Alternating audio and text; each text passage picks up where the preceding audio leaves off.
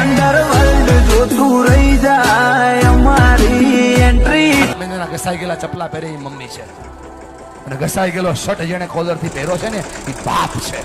તમને ફરક પડે કે ના પડે એમને ફરક પડે છે.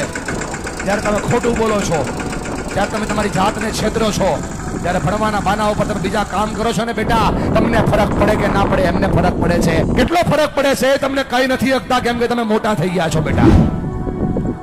પણ તમે જ્યારે કઈ ડિમાન્ડ કરો છો ને, પપ્પા જોઈએ છીએ, તેની પાસે હોય નહીં તો એ દાંત કાઢીને જવાબ દે છે. તમે તો ખાલી માગી લ્યો છો કે ભાઈ પપ્પા જોઈએ છીએ, ત્યારે ખંભા ઉપર હાથ મૂકીને પૂછજો તો ખરા કે પપ્પા હું તો ખાલી માગી લઉં છું, તમે લાવો છો ક્યાંથી?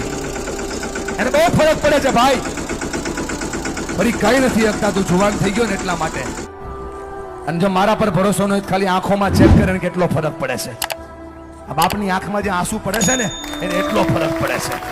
એટલા માટે ભણો કે તમે તમારા માતા પિતાના સપનાને પૂરા કરો.